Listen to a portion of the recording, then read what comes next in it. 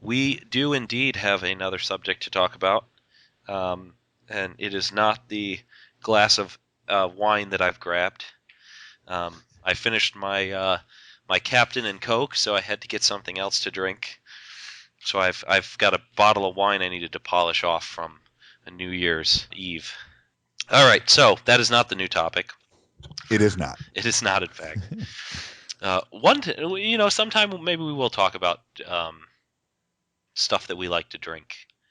Not right now, though. Starbucks and Captain Coke. I'm good. What do you like to drink? I like wines. I'm a big wine person. Like I'll drink like Captains and Coke, but yeah, for me it's wine. The one that I've got right now is a Sutter Home, which are relatively decent, cheap wines. Cheap not in bad, but cheap as in cost. Right. And then you can never go wrong with a Moscato, and this one's a pink Moscato, so very sweet, which are the kind of wines I like. I'm not a big fan of the red wines, the real dry stuff. If I really wanted to drink something like that, I would just get some heavier, harder alcohol. I mean, I am drinking Captain Coke, so I can't really talk, but drinking a pink Moscato just sounds like a lady drink to me. Well, I'm a lady kind of person when it comes to drinks. The more umbrellas and stuff sticking out of it, the better and happier I am. Hey, here I am drinking my Captain Coke, man. This is not like, Scotch straight up by any stretch of the imagination. All right. Anyway, moving on Yes. to our topic before we run out of time, since we wasted so much time on. Not wasted. We spent so much time on topics we didn't expect to spend as much time on. It happens to us all the time. It does. So here's my question for you: did it hurt on the first when we fell off the fiscal cliff? I was off on the first, and so I was just boarded up on my house, just trying to hold on to the couch and stare at the TV, while we were falling off the fiscal cliff. So I didn't get hurt. I had a lot of cushioning. I was good.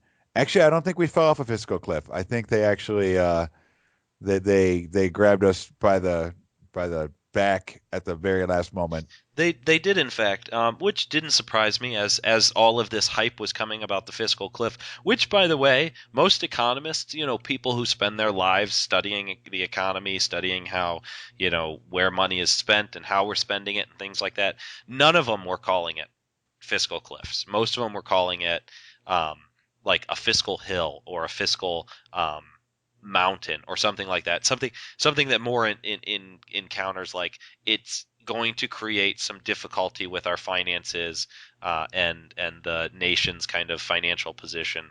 Not, oh my God, we're going to have to be fighting tooth and nail for everything and anything, and we're all going to end up in a poorhouse and soup lines type thing. Right. Which I didn't ever think that was going to be the case. I knew just by how political it was getting that it was going to be down to the wire. Let's here is a deal, but it wasn't even a complete deal. I mean, all they really got through was they finalized and voted on and approved the taxes. This is how we're going to change the tax system for the coming year. All of the cuts, all of the changes to the expenditure, how they're spending the money, uh, hasn't even been debated. I mean, it's been debated, but it hasn't. It's not even. That's not part of the what they passed.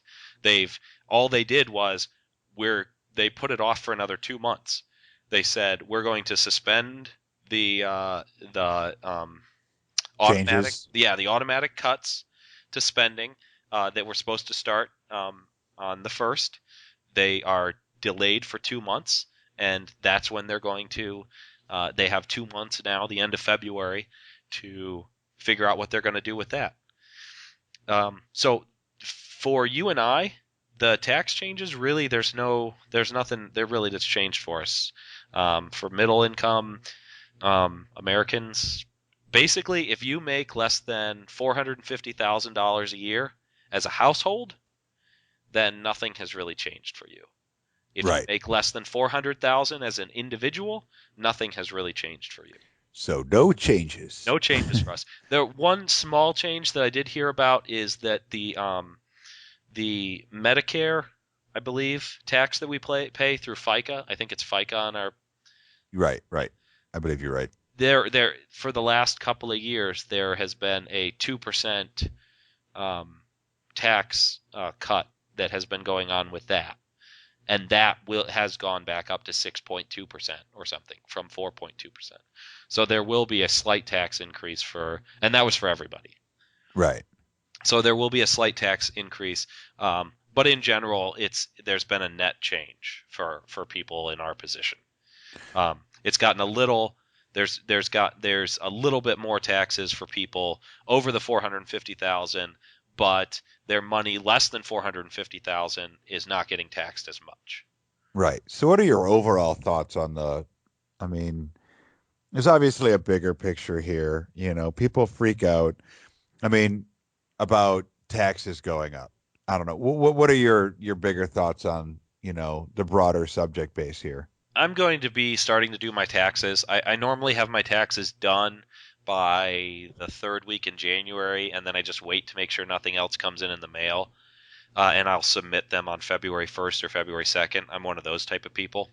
Right, Um, and so I'm actually starting late. Normally, the end of December, I'm already putting in my final checks and stuff into it just to get an idea where I'm at. Um, but anyway, my thought is with the amount of money that I make, and then obviously that I bring home in net, not my gross, but my net, what I bring home, I would be perfectly fine with that and not getting any money when I do my taxes. I'll get money back. right, I always do because I've got two kids, I've got a house. I mean, I've got lots of deductions. I keep track of the stuff that we donate to like Goodwill and things like that. I keep track of that and I submit that for my deductions every year as well.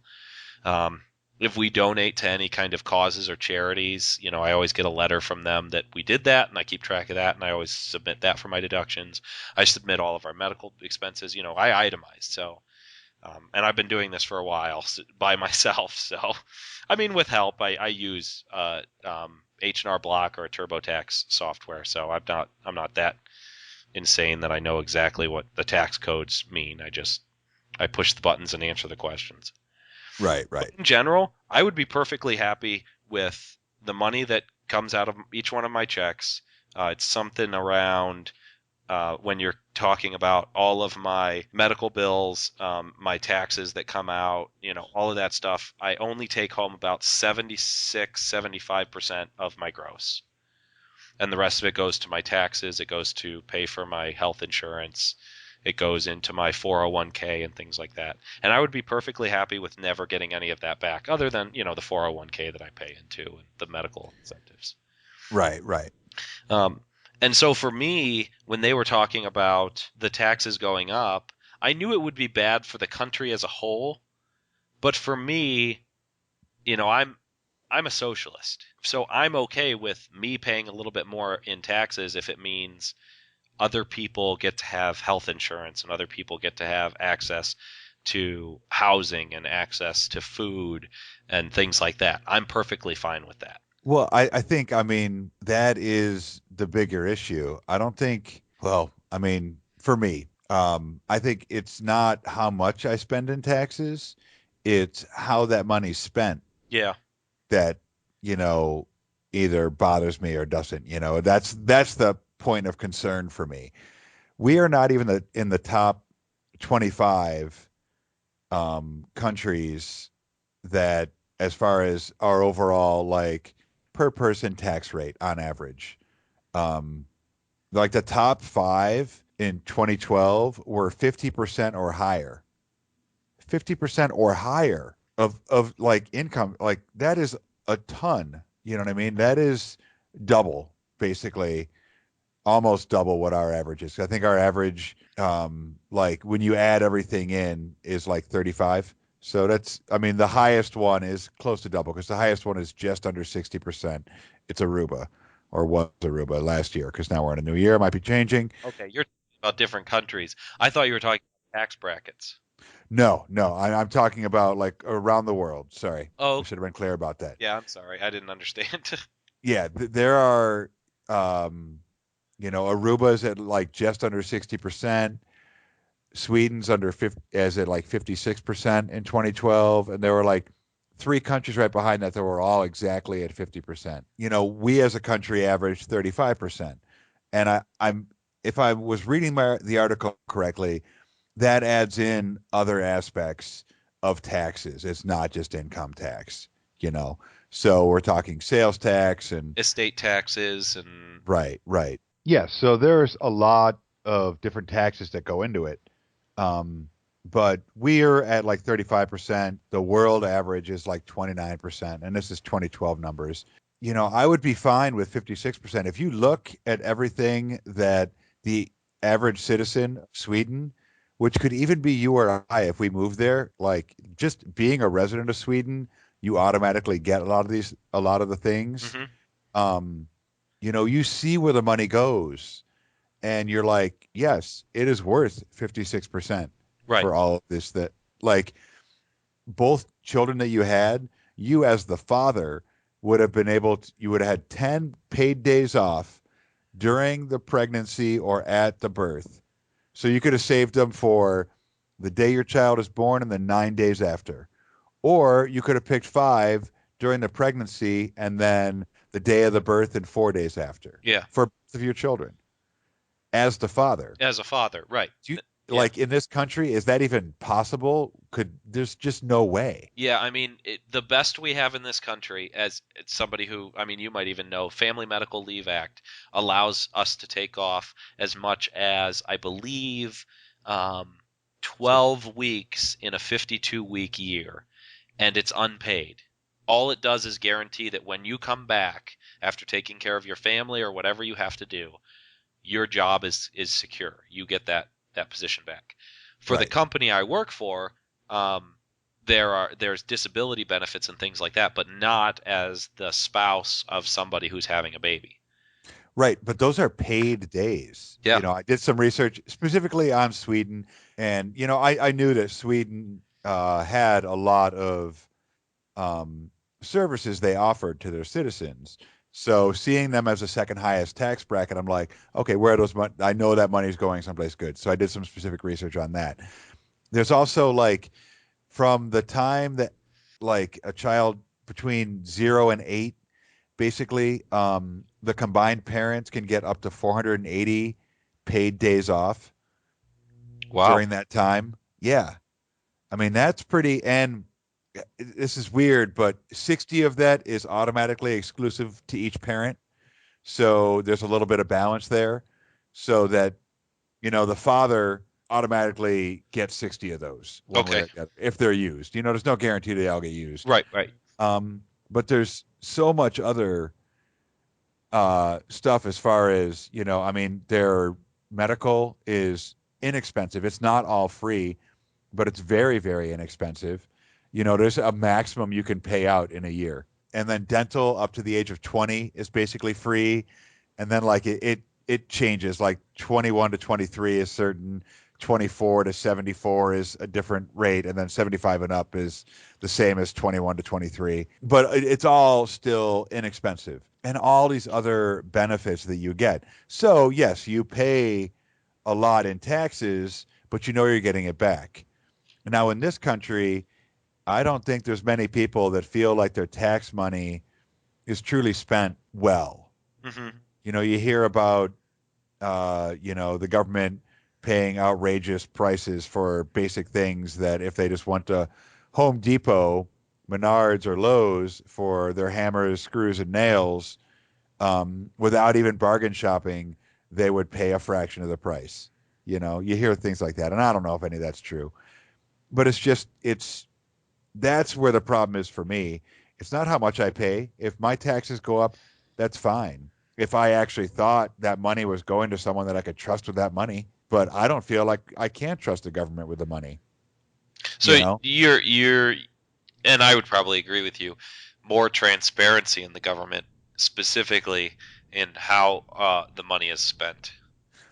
Well, yes, yes, and that is part of a much bigger issue. I Yeah. mean, our government is, I haven't sworn on this and I just almost did. Our government is all messed up. Okay.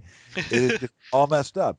It is ridiculous how like convoluted and it has become, and how pandering to different groups, and it's incredibly elitist. It's like anything. Like if we were roommates and I had somehow gained control of the remote control, I had won some bet.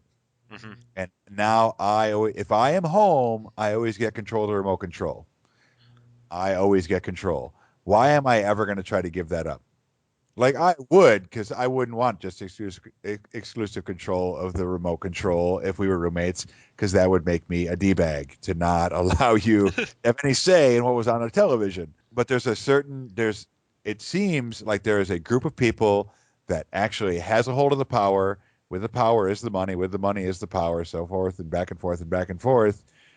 And they're not going to give it up, and the system has been created, in my opinion, like the years pre-Obama, the 8 years before that, like really generated a lot of the problems we're having because, all these people got this money, millions and if not billions of dollars having just disappeared during that time. You know what I mean? I mean, I don't know. The whole system's messed up. The electoral college is a farce. It just needs to be rebuilt, and that's kind of impossible. I mean, it's not impossible, but it'd be very, very, very, very difficult.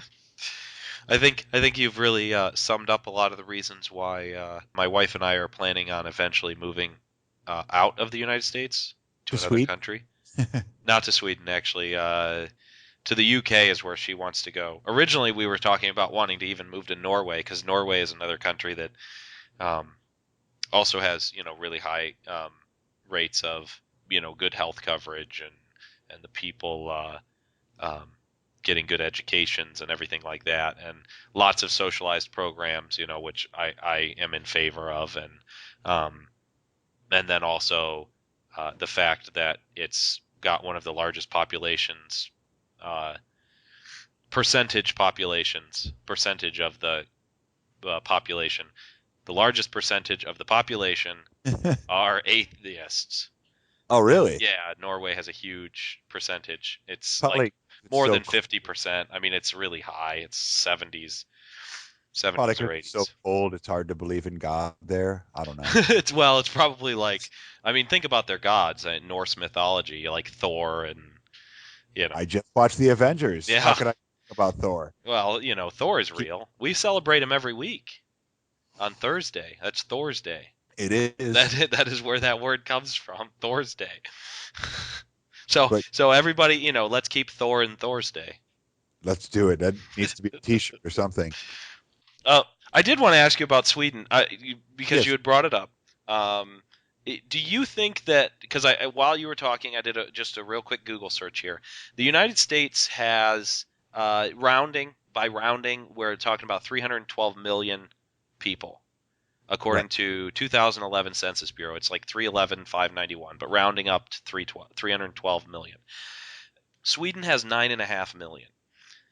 Do you think? I mean, yes, there's obviously less money coming into the government, and so that there's less money coming in, but because they have such a smaller population, do you think that makes it easier for them to offer a lot more of these kind of socialized programs and things, um, or do you think that it's something that if the United States was set up correctly or set up more like Sweden or Norway or some of these other countries, that it would do better? Because we're one of the countries that has a huge population.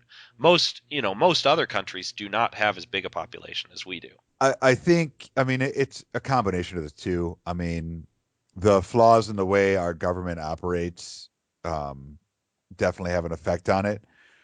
But yeah, it's much easier, I think, to create, you know, the systems that eventually evolve into the social structure and support that their government has in Sweden or Norway or France. France is another good one as far as what their citizens, the benefits they get from government. Hmm.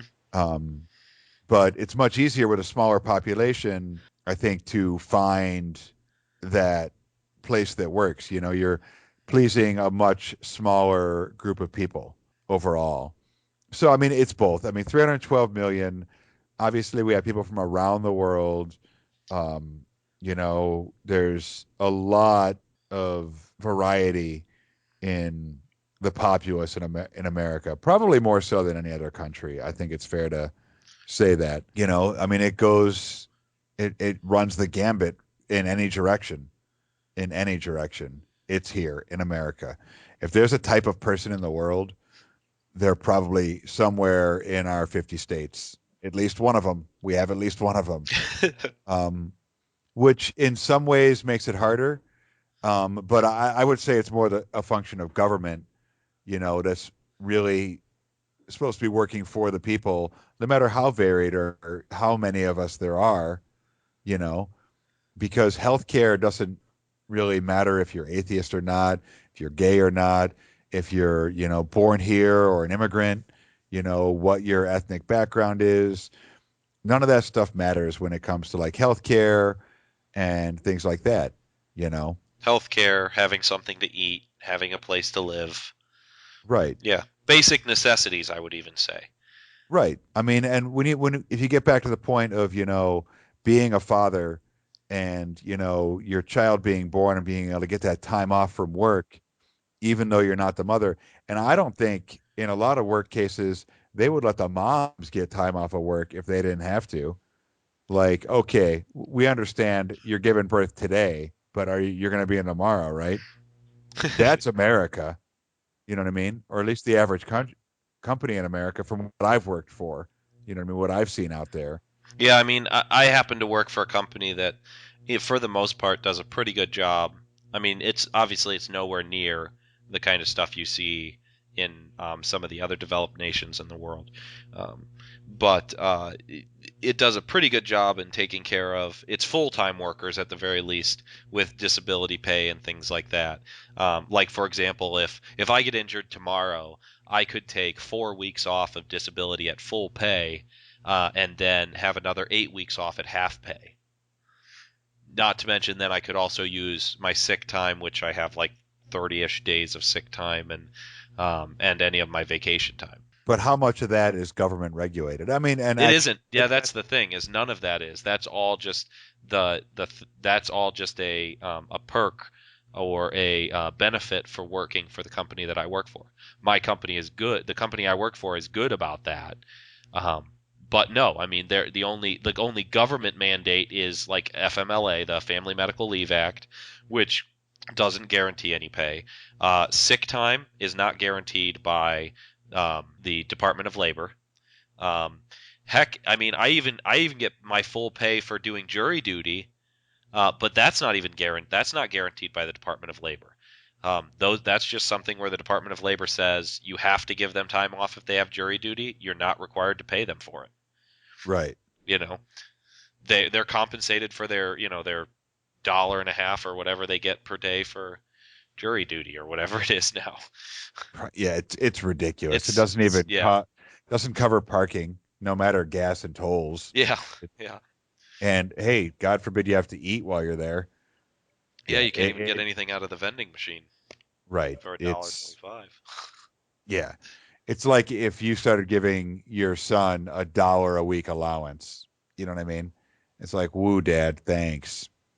Yeah, he You know, gets he gets $14 every 2 weeks. see, I mean, that is going to add up. $1 a week, $52 at the end of the year. He's like, wow, another week and a half, and I could buy a video game. Yeah.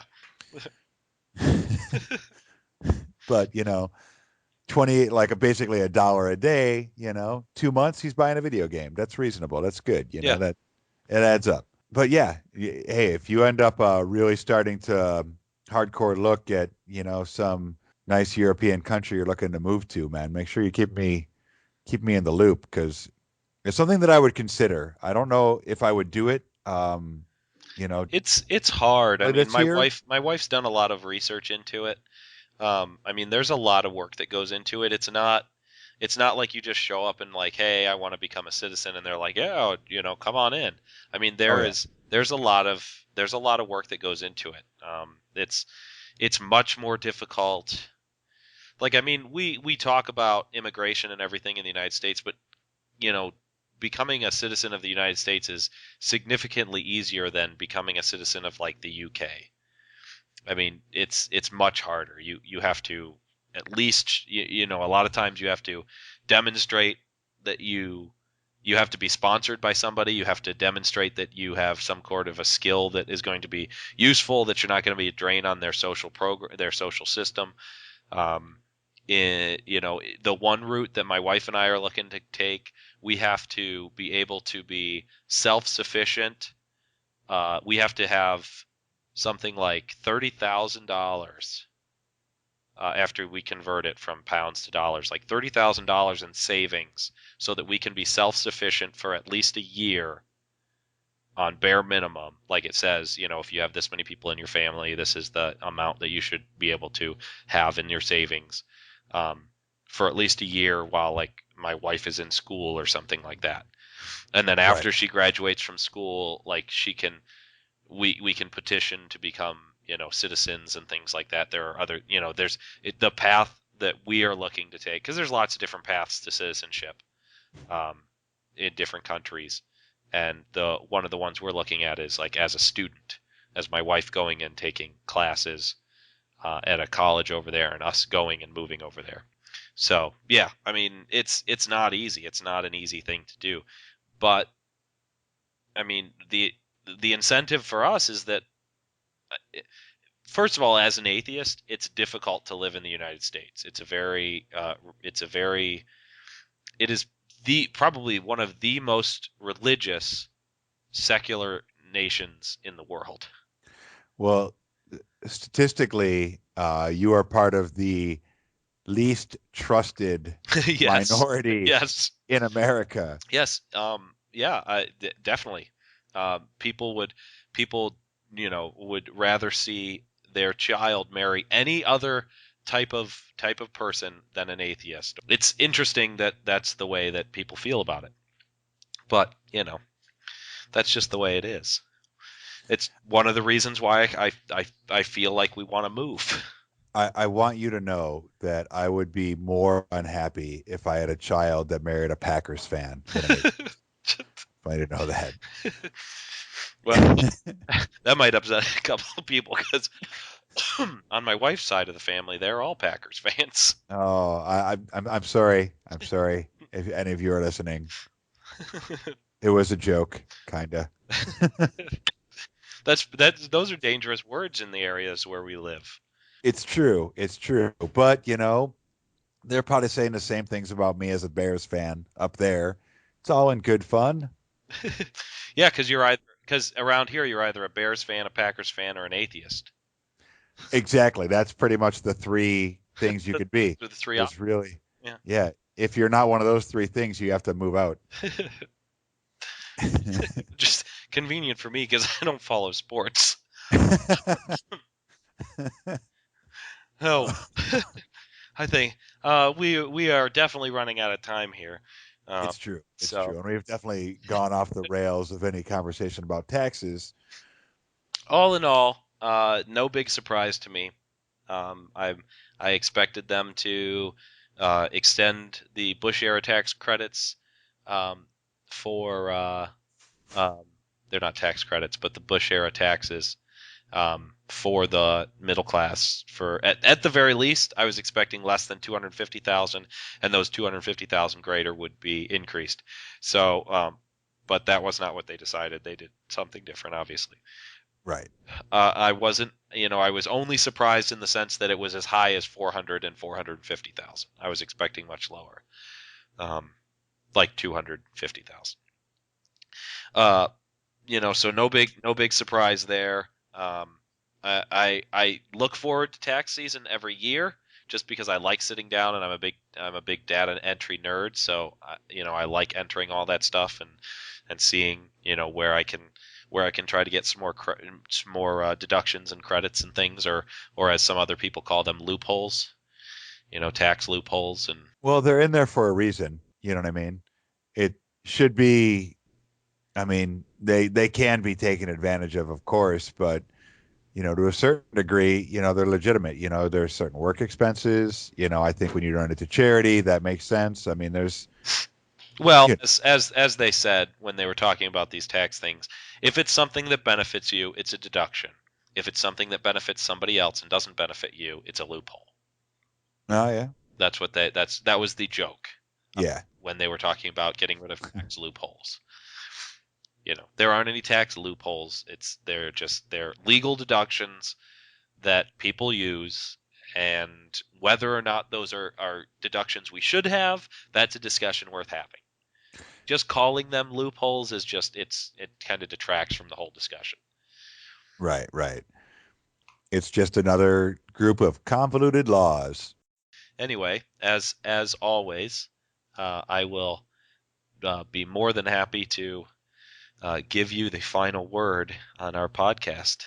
Oh, I don't even know what to say this time around. Well, for anyone who's actually listening to the fifth podcast in a row, this is the fifth one, right? It's the fifth one. Wow. We are starting month number 2. Wow. Okay. So thank you for listening. I know our podcasts are a little longer than the average podcast. This one may or may not be split up, but we're contemplating splitting these up in the future and dropping 2 half hours on you twice a week. Half the time, twice the love. I'm not sure what we're doing with that. But thank you all our 3 to 6 loyal listeners. We appreciate you. Hope you all had a good and safe New Year, and we'll hear from you, or you'll hear from us again in about a week. All right.